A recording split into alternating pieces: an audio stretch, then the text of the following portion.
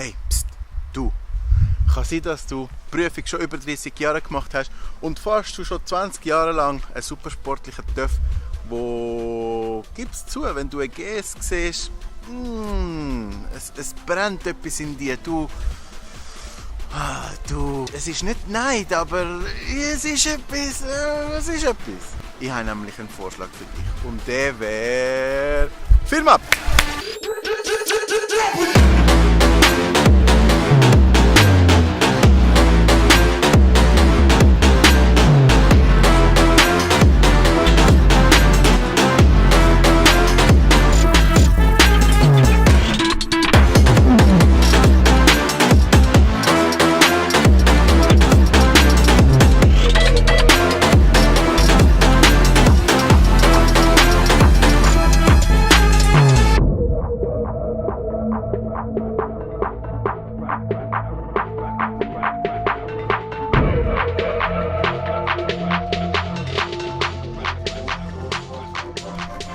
Ich bin schon recht erstaunt, wie die Z1000 performen kann.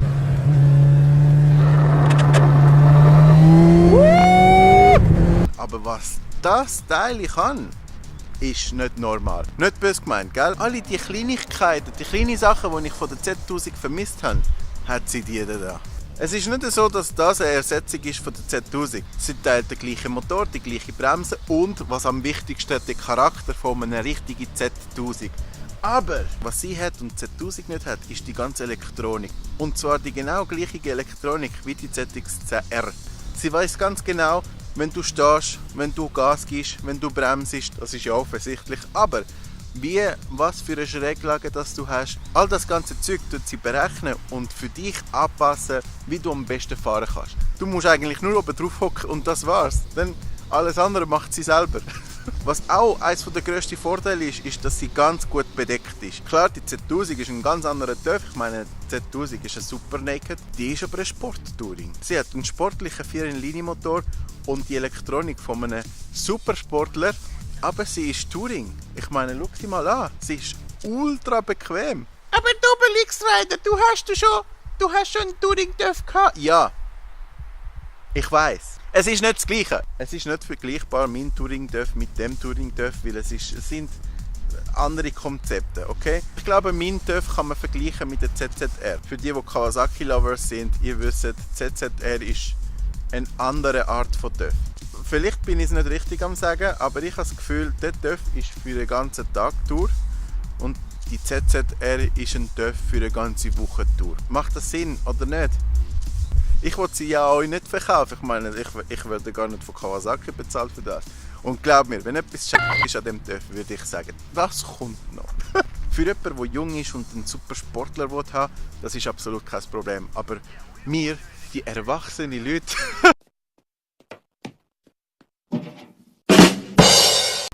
wollen auch nicht nur die ganze Sportleistung, sondern wir wollen auch etwas ein bisschen mehr luxusmäßig. Und das ist, was der TÜV auch bringt. Sie ist sehr gut beschützt, sie beschützt auch sehr gut bei. Und nicht nur das, sondern du kannst sogar die Frontscheibe in 3 verschiedene Stufen einstellen. Das ist doch Luxus, nicht? Du hast einen Haufen Accessoires zum Einkaufen. Zum Beispiel, was sehr empfehlenswert ist, sind die Koffer. Sie sind vielleicht nicht wunderschön, aber ich meine, welcher Koffer ist schön? Das ist ein bisschen nicht ein heikles Thema, aber das ist vielleicht nicht ein Bonuspunkt. Aber Koffer zu haben am TÜV, wow, du merkst gar nicht, dass du 2 Koffer hinten dran hast. Ausser wenn du auf dem TÜV steigst. Oh. Ah. Ah. Ah. Erstens, du fühlst sie gar nicht beim Fahren und zweitens, die Koffer sind ja für den TÜV gemacht. Sie haben seine Form, sie haben seine Struktur. Extra für den TÜV gemacht. Oder wenn du dir eine H2 SX kaufst, sind die gleichen Koffer und es ist das gleiche System zum Anhängen. Und es hat Platz in diesen Koffer. Ich meine, ich habe da gerade mein ganzes Kamera-Equipment drin gepackt und es schaut nichts raus. Es ist alles drin. Auf einer Seite die Kamera, auf der anderen Seite das Sandwich und du kannst den ganzen Tag fahren, ohne eine Pause zu machen.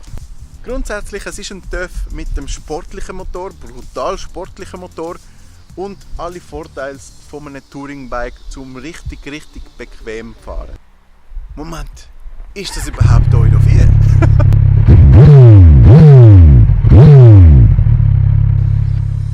Ich kann nicht aufhören zu sagen, ich bin 18 Stunden auf dem TÜV gefahren und ich habe über 1000 Kilometer gemacht und ich habe absolut gar keinen Schmerz gefühlt. Ich habe nichts an den Handgelenk gespürt, nichts am Rücken, nichts an den Knien. Das einzige, der Vödli, der ist ein paar Mal eingeschlafen, 5 Minuten Pause und dann gerade wieder losgefahren. Was mich ein bisschen enttäuscht hat, ich bin mir nicht so sicher, ob es wegen dem Konsum ist oder am Stil, wo ich gefahren bin, aber ich habe keine 300 Kilometer erreicht mit einem vollen Tank. Es tut anfangen zu blinken, ab die 270 kommt sie in die Reserve. Normalerweise haben wir noch 25, 30 Kilometer zum Fahren. Aber ich wollte es nicht riskieren, zumindest irgendwo im Berg stehen bleiben, weil ich kein Benzin hatte. Ich denke nicht, dass es ein Minuspunkt ist, aber wenigstens die Sicherheit, dass du 300 Kilometer machen kannst. Es gibt andere Bikes, zum Beispiel damals, als ich mit dem Swissbiker unterwegs war. Er hat den Z900 und er hat ruhig 300 Kilometer machen, ohne dass er unbedingt sagt, oh mein Gott, ich bleibe ohne Benzin. Nein! Sag nicht, dass du da... Es kommt jemand. Was ich auch ein bisschen vermisst habe an dem TÜV ist, man hat ein Touringbike. Man hat einen Haufen Elektronik drin, aber man tut kein Tempomat drin. Für mich ist das kein Problem, ich bin die letzten 13 Jahre so gefahren. Aber ich meine, Kawasaki 2018, es gibt es schon. Was auch noch recht gut ist, aber sie haben es nicht bis zum Schluss gemacht. Jetzt kannst du auch die Federung regulieren. Das ist, mit dem haben sie wirklich einen Punkt getroffen. Weil wenn du alleine fährst, bist du leichter, wenn du mit deiner Frau hinten dran fährst, weil das ist ja ein TÜV auch zum mit Sozius fahren. Wenn jemand drauf ist oder einen Haufen Gepäck hast oder was auch immer, du musst nicht mehr eine Schraube rausholen und irgendwo unter der Federung etwas regulieren. Du hast es gerade dort, also es ist gerade da. Einfach die Federung drehen, um sie härter machen oder weich, wie es für dich am besten kommt. Nochmal, wie gesagt, es ist kein Minuspunkt, aber wenn wir schon so einen Luxus haben, wieso haben wir es nicht elektronisch einstellen? Ich meine, für die Frontscheibe genau das Gleiche. Es ist mega cool, regulierbar in 3 verschiedene Stufen. Wenn du in der Autobahn bist, tust du sie schön hoch, sodass dir der ganze Wind nicht ins Gesicht bläst. Und ich tue sie gerne runter, wenn ich pässle oder rumfahre in der Stadt, dass es mir das Gefühl gibt, dass es ein bisschen mehr Wind gibt, weil du merkst gar nicht, wie schnell dass du fährst mit dem Teil. Aber eben, nochmal, mach einen Knopf. Für das, aus Sicherheitsgründen, musst du stehen, musst du einen Hebel drücken und die Frontscheibe auflupfen oder runter tun. Und dann kannst du wieder losfahren. Ich würde es nicht empfehlen, wenn man am Fahren ist, das zu machen, weil ich meine, der Knopf ist wirklich ein bisschen tricky zum Ankommen. Ich rede einen Haufen über die Elektronik, aber was macht sie genau? Du hast 2 verschiedene Fahroptionen, eins auf Full Power und der andere Low Power. Auf Full Power hast du die 100%ige TÜV-Leistung und das ist, was mir am meisten gefällt von dem TÜV, weil die hat so viel Kraft. Du bist im 5. Gang, musst kurz schnell etwas überholen. Brrrap! Und schon überholt hast. Der Low Power ist dafür gemacht, dass, wenn es am Regnen ist, du nur 70% von der ganzen Leistung bekommst. Und das, man merkt einen Haufen den Unterschied und es ist einfach sicherer für dich selber. Oh, es regnet und vielleicht habe ich nicht die beste Regenpneu. Kurz schnell auf Low Power drücken und dann musst du dir keine Sorgen mehr machen. Traktionskontrolle, genau das Gleiche. Du hast 3 Stufen oder du kannst sie ganz abschalten. Abgeschaltet ist abgeschaltet und es geht von 1 auf 3. Mit 1 die wenigst sensibel und 3 die meist sichere Art zum Fahren, ohne dass du dir Sorgen machen musst, ob der Rad sich überdreht. Gibt es das Wort überdrehen? Das wunderschöne Biest hast du in 3 verschiedene Farben, in grün, in ganz schwarz oder in grau. Oh, bevor ich es vergesse, was mir am meisten gefallen hat von dem TÜV. Am meisten gefallen ist ein bisschen übertrieben gesagt, aber sie leuchtet mit beiden Augen.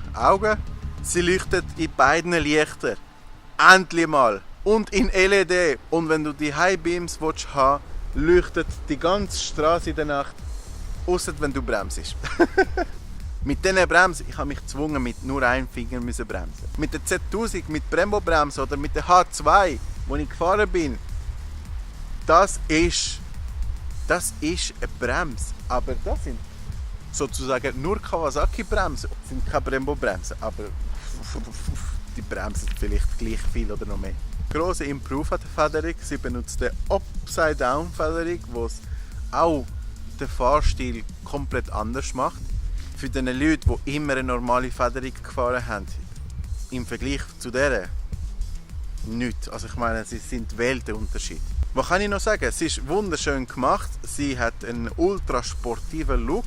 Sie hat die typische eckige Front, die sie von der H2 kopiert hat übrigens.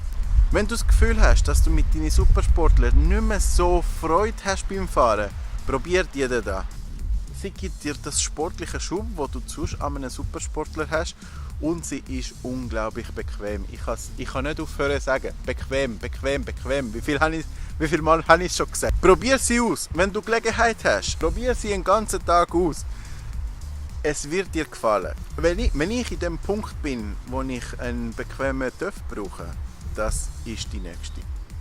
Vielleicht. Oder schon jetzt. Wer weiß.